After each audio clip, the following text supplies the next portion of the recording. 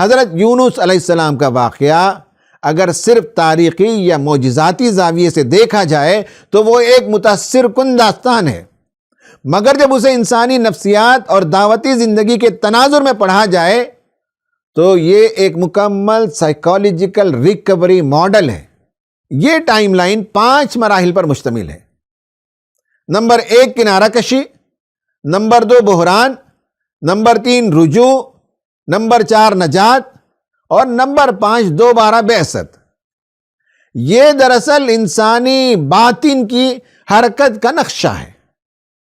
اسے انگریزی میں ہم یوں کہہ سکتے ہیں: number 1 withdrawal، number 2 crisis, number 3 learned optimism, number 4 recovery, number 5 return to mission. اب ہم ان 5 مرحلوں کو ذرا تفصیل سے دیکھتے ہیں۔ پہلا مرحلہ فلائٹ کا ہے، یعنی وقتی وڈرائل۔ قرآن کہتا ہے اذ ابق الی الفلک المشحون۔ تو یہ صرف جغرافیائی روانگی نہیں بلکہ ایک نفسیاتی پیچھے ہٹنا ہے۔ جدید نفسیات میں اسے اوائیڈنس ریسپانس کہا جاتا ہے۔ جب انسان مسلسل دباؤ محسوس کر رہا ہو، انکار کا درد پال رہا ہو یا بے اثری و بے وزنی محسوس کرتا ہو تو اس کے اندر فائٹ اور فلائٹ کا رد عمل پیدا ہوتا ہے۔ جب جسم اور ذہن مسلسل دباؤ کے نتیجے میں تھک جائے اور جذباتی طور پر اندر خلا محسوس ہونے لگے تو اس کو ایگزاشن کہا جاتا ہے۔ دعوتی کارکن بھی اسی انسانی ساخت کا حصہ ہیں۔ وہ فرشتے نہیں، وہ بھی جذبات رکھتے ہیں۔ جب مسلسل نتائج نہ آئیں، جب عوامی تنقید ہو، جب تنظیم کے اندر اختلافات بڑھیں تو دل کے اندر ایک سوال اٹھتا ہے، کیا یہ سب جاری رکھا جائے؟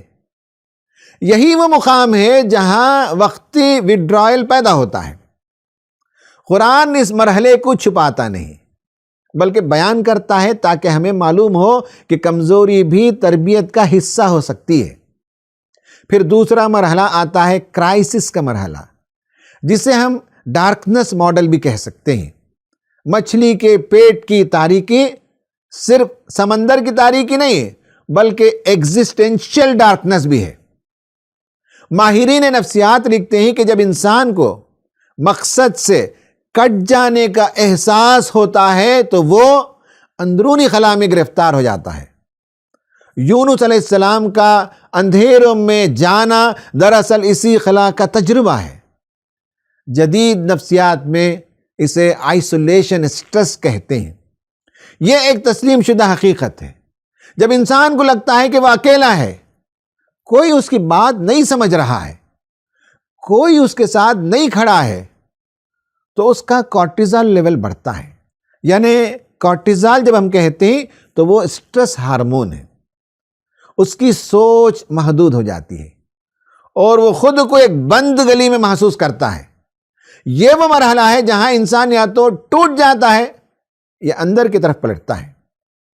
یہی ہمیں تیسرے مرحلے کی طرف لے جاتا ہے، یعنی لرنڈ آپٹیمزم کی طرف۔ قرآن کہتا ہے فَلَوْلَا أَنَّهُ كَانَ مِنَ الْمُسَبِّحِينَ۔ اگر وہ تسبیح کرنے والوں میں سے نہ ہوتے تو وہی اندھیرا مستقل قید بن جاتا۔ یعنی اس سے معلوم ہوتا ہے کہ ذکر ایز کوگنیٹو ری الائنمنٹ۔ ایک ماہر نفسیات مارٹن سیلگ مین نے پازیٹیو سائیکالوجی پر کافی کام کیا ہے۔ ہر انسان اپنا مستقبل بناتے ہوئے رجائیت اور امید، ہوپ اینڈ آپٹیمزم کو کیسے کام میں لائے، اس پر اس نے بہت کچھ لکھا ہے۔ اس میں اس نے لرنڈ آپٹیمزم کا تصور دیا۔ یہ امید اور مثبت انداز فکر کو فروغ دینے والا نظریہ ہے۔ اس میں وہ کہتا ہے کہ آدمی اگر ناکام ہو جائے تو پہلے اس کا تجزیہ کرے اور باہر کی دنیا میں جو وجوہات تھیں انہیں دریافت کرے۔ پھر یہ مانے کہ یہ حالت ہمیشہ رہنے والی نہیں ہے، بدل سکتی ہے۔ اور تیسرے نمبر پر وہ کہتا ہے کہ فرد یہ دیکھے کہ اس مرحلے سے اسے کیا سبق ملا۔ یہ ہے امید پیدا کرنے کا فارمولا۔ ناظرین، اصل میں یہ مشکل باتیں ہیں، لیکن میں بہت ہی آسان زبان میں کم سے کم اصطلاحات کو استعمال کرتے ہوئے آپ کے سامنے پیش کر رہا ہوں۔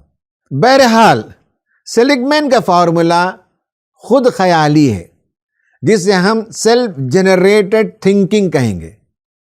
اسے ٹیکنیکل زبان میں کوگنیٹیو ری فریمنگ ماڈل کہا جاتا ہے۔ اس واقعے میں ہمیں یہ آئیڈیا ملتا ہے کہ آدمی مشکل سے نکلنے کے لیے خدا سے جڑ جائے، منفی سوچ کو بدل کر خدا سے لو لگائے۔ تفکرات جب گھیر لیتی ہیں تو انسان کا مرکز خود ہوتا ہے۔ یہاں اسلام سکھاتا ہے کہ اپنی توجہ کا مرکز خود کو بنانے کے بجائے اللہ کو بنا لے۔ لا الہ الا انت کہنے کا مطلب یہ ہے کہ مرکز توجہ کو خود سے ہٹا کر اللہ پر منتقل کرنا۔ اب اس تسبیح کے الفاظ پر بھی غور کریں۔ سبحانک کہنا ریئلٹی ریکیلیبریشن ہے، یعنی یہ مان لینا کہ کائنات کا نظم میرے جذبات کے گرد نہیں گھومتا۔ انی کنت من الظالمین کہنا سیلف اکاؤنٹیبلٹی ہے، یعنی انسان حالات کے لیے اپنی ذمہ داری کو قبول کرے اور خدا سے اس میں تبدیلی کی دعا کرے۔ اس طرح ذکر انسان کو وکٹم مائنڈ سیٹ سے نکال کر ریسپانسبل مائنڈ سیٹ میں لے آتا ہے۔ تو ناظرین، یہاں میں آپ کو ایک دلچسپ بات بتانا چاہتا ہوں۔ گلٹ اور ڈسپیر کے درمیان فرق کو سمجھنا بھی ضروری ہے۔ جدید نفسیات میں شیم اور گلٹ میں فرق کیا جاتا ہے۔ شیم انسان کو کہتا ہے تم برے ہو، جبکہ گلٹ کہتا ہے تم سے غلطی ہوئی۔ قرآن یونس علیہ السلام کو شیم میں نہیں ڈالتا، بلکہ انہیں ملیم کہتا ہے، یعنی وہ خطا کے احساس میں تھے۔ یہ احساس انہیں مفلوج نہیں کرتا، یہ ہیلتھی گلٹ ہے جو اصلاح کا دروازہ کھولتی ہے۔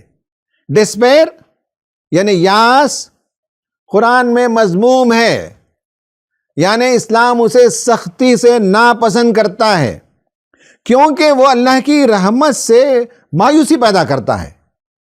یونس علیہ السلام کا اعتراف انہیں مایوسی میں نہیں لے جاتا، بلکہ نجات کا سبب بنتا ہے۔ اس سے ہمیں یہ سبق ملتا ہے کہ ہم اپنی غلطیوں کو تسلیم کریں، مگر ہم اپنی شناخت کو غلطی کے ساتھ نہ جوڑیں۔ مجھ سے برائی ہو گئی کہنا ٹھیک ہے، میں برا ہوں کہنا شناخت کا مسئلہ بن جاتا ہے۔ چوتھا مرحلہ ہے ریکوری کا مرحلہ۔ یہاں ہم دیکھیں گے divine rescue and gentle recovery. فَنَبَذْنَاهُ بِالْعَرَاءِ وَهُوَ سَقِيمٌ، اللہ نے نجات دی، مگر بحالی کو تدریجی رکھا۔ اس کو اصل میں ٹراما ریکوری ماڈل کہا جاتا ہے۔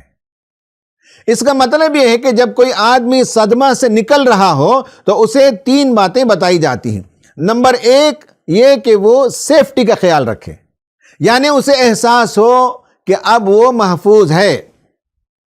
پھر وہ غور کرے کہ اس کے ساتھ کیا ہوا۔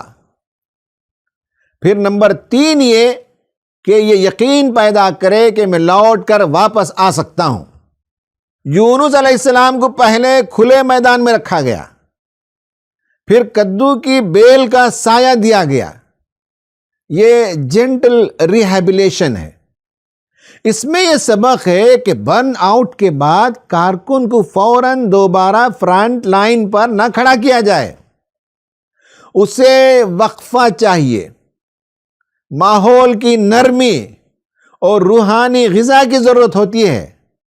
یہ سیلف کمپیشن ہے۔